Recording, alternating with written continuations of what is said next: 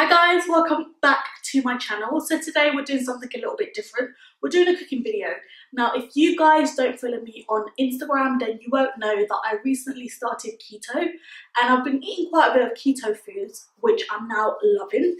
I do share my pictures of my food on Instagram, so if you're not following me on Instagram, then check the description bar. I'll have my Instagram written below or on the screen somewhere. Make sure you give me a follow so you guys can catch up and see what kind of foods I'm cooking on there. I've already got my ingredients and what I'm cooking out. Before we get right into that, if you guys are new to my channel, then welcome. My name is Belle and thank you for tuning in with us. If you're not subscribed, make sure you hit that subscribe button, probably on this side, so you don't miss out on any of my videos. And if you guys enjoy this video, then give it a thumbs up so then I know I should continue making them. If you're already subscribed, then thank you for coming back and I hope you guys enjoy this video. So I'm just going to show you what I've got and let's get right into it. So I've got my pork chops all ready to be marinated. It's been washed as well, so make sure you wash your pork, guys. So yes, I've just got that fresh out of the fridge and I've got this marinade that I'm going to cover it in, which I've made out of turmeric powder, ginger, a bit of garlic, some cumin, cayenne pepper,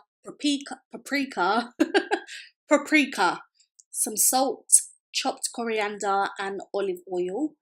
And this smelled absolutely delicious. Honestly, it smelled divine, guys. So yeah, I'm just going to marinate that with this and leave it in the fridge a little bit before I take it out to prepare it to cook. So this is what it looks like when you've fully marinated it. And honestly, it smells so good. Oh gosh, it smells amazing. So with this, I did have a friend coming over, so I didn't want to cook it straight away. So usually when you do something like this, make sure you let it sit a little bit. So just so that it marinates a little bit, and obviously the flavour can come out a little bit more. So I did leave that in the fridge a little bit just before I took it out to prepare it to cook. And now I'm going to get on to prepping the cauliflower. And I tell you guys, this cauliflower was a tough one. Whenever I go shopping for my cauliflower, obviously you want to get the biggest one to get the most use out of your cauliflower. And honestly, I went into Tesco's and they had some really tiny cauliflowers. And I was like, mate, what the heck is going on? So I ended up having to ask if they had any more cauliflower in the back so that I could obviously get more use out of it. And then they came out with this, which was absolutely huge. So obviously at the moment I'm just taking off all the leaves because I didn't need that. But honestly, this cauliflower was so big that I didn't even need to use the whole thing. That's how big it was. So I was able to save half of it in my fridge to use for the next couple of days or whatever, because it did still have a lot of time before it expired, which I was super happy about. So I'm literally just giving my cauliflower a quick rinse because obviously when you buy it, it comes in a packet open. So now I'm just prepping to grate my cauliflower. So I'll be honest guys, I don't actually have a proper grater where this would be done in just a couple of minutes. I've had to use this thing. And when I tell you, mate, this took quite a while. So I'll make sure that I buy myself a grater so that I'm not having to spend so much time grating it with this little old thing. And guys, this makes such a mess, honestly. When I was doing this, I didn't even finish it. Just during this process, literally, like my kitchen sides were full of cauliflower. So it was a bit of a mess. But that was the only way that I was able to get it like rice, just because it comes out like in a thin consistency. You guys will see in a minute, but this is literally the only way that I was able to do it. So once you're done grating, this is what it looks like. So I hope you guys can see it quite clearly that it obviously does come a little bit like rice. So here I'm just preparing to cook it. Now I like to cook my cauliflower in butter just because it adds like a different kind of flavour. And obviously it does give me the extra fat that I need because cauliflower is carbohydrate, and obviously on keto you're supposed to have mainly fats, or shall I say a high consistency of fats. So some of my fat is going to come from the butter, but it wasn't too much. I probably put about 1.5 tablespoons in there because there was quite a lot of cauliflower anyway. So yeah, as you can see, I mean, I didn't even use the whole cauliflower. You guys saw in the beginning how big it was. I didn't even use the whole thing. I only used about half of it, but yeah. So here I'm just seasoning the cauliflower with a bit of salt. It might look like it's a bit of salt, but trust me, there was a lot of cauliflower in there. So now I'm just putting some paprika in there. Love a bit of paprika, some garlic. I do love me some garlic, I won't lie. And I do like to season the cauliflower so it tastes nice. So here I'm just putting some cayenne pepper in there. And you know what? I thought, let me add in a bit of Maggi cube. It's been a while since I've cooked with Maggi cube, so just thought I'd add that little bit of extra flavour with some Maggi cubes. So there you go. So now I'm just going to mix that all together, just so that the seasoning gets through the cauliflower thoroughly. And so I've just put a lid on it so that it can steam for a bit. So here I'm just chopping up some veg. So I've got some bell peppers. I did use about 2 bell peppers because I didn't realise how much cauliflower there actually was. So I used 2 bell peppers. So here I'm just chopping some of that up. Just in the middle of that, I'm just going to check on my cauliflower so that it doesn't overcook or burn. And silly me, I didn't use a towel. Make sure you use a towel, guys, because this was so hot.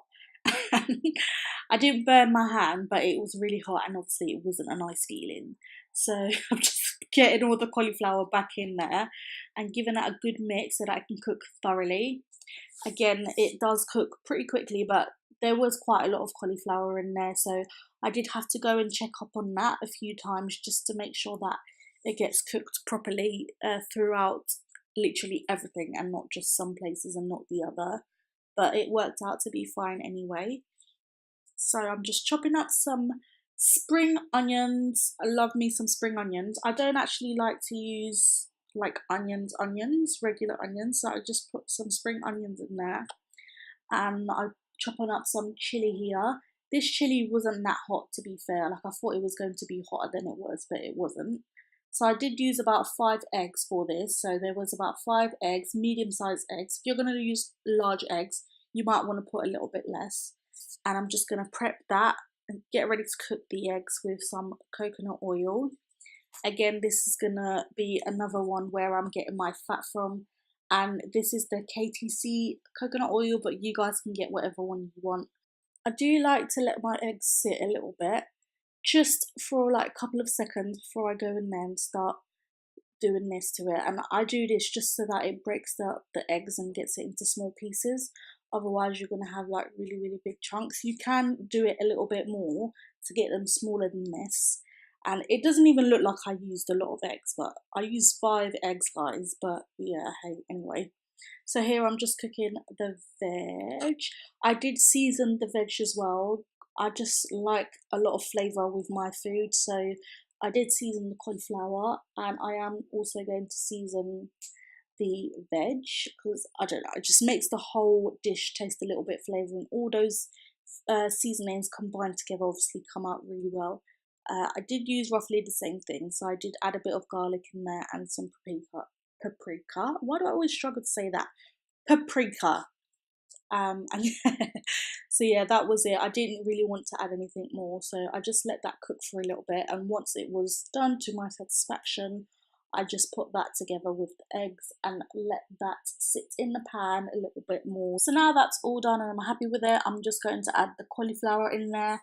Now you don't need to do this on a high heat because remember the cauliflower is already cooked and you don't want to overcook it. So you just want to put it in there and blend them, shall I say, together. So with this, I'm just adding in all the cauliflower, and there was actually quite a lot of cauliflower. I mean, I was able to have some left over for the next day, which I was super happy about. And this was only half of the cauliflower that I used. But anyway, so yeah, I'm just going to mix them all together so that obviously it's all nice and blended. Now, most people usually do taste test whilst they're cooking. To be honest, I prefer not to. Like, when I'm cooking, I lose my appetite anyway. And I've made this before, so obviously I know what it tastes like. All the seasonings that I've put in there, I love anyway, so there was literally no issues. So I've just put some olive oil on a fresh, clean pan to start cooking the pork chops. And honestly, I didn't need to put a lot because there was already some olive oil in the marinade itself. So I did do that on, to start off with, I did it on a medium heat. But you don't want to cook it for too long. It depends if you want it to be well done or medium rare. I usually like mine medium rare, but at the same time, if it's going to be well done, I like it to be really, really tender, because some meats can be a bit tough to cut, especially the fat. Like, I don't know why, but with pork it usually gets like that. So yeah, I just did this one. I did both of them medium rare actually, but one was a little bit more well done than the other. As you guys can see, I'm not trying to waste any of that marinade, so I'm literally just adding the remaining bit onto the pork chops. So yeah, I did let that sit for a couple of minutes, probably about 5 minutes. But again, it does depend on if you want them well done or medium rare. So after letting that sit for a little bit, I did try and go in and cook the fat. I usually like my fat crispy, but I don't know why with this one it didn't work, and if I put it on a high heat it would have overcooked the pork, and I wanted the pork to be medium rare. So I just had to focus on making it a bit tender so it wasn't too tough to cut or tough to chew. And again, this is obviously a keto dish, so I wasn't going to remove the fat because that's obviously what I need for keto. But either way, it was really nice and I loved it anyway. So for the last bit, what I usually like to do is I just like to spoon a bit of butter in there and just let the butter melt. It wasn't too much. I'll probably say this is probably about like a tablespoon of butter. So once the butter's melted, I usually like to spoon it on the pork. Just adds in that extra bit of flavour, and I just love how it tastes together, especially once you let it sit. It comes out really nice. So that's all from me, guys. I really hope that you enjoyed this video. I'm glad that my friend loved this dish as much as I did. Don't forget to give this video a thumbs up and do leave some comments down below. If you're not following me on Instagram, please do go check it out. I'll leave it in the description bar, because when I'm not posting foods on here, I am posting some foods on there. Don't forget to subscribe so you don't miss out on my next video. But other than that, I'll see you guys in my next one. And yeah, I hope you enjoyed this video as much as I loved making and eating it. See you guys in my next one.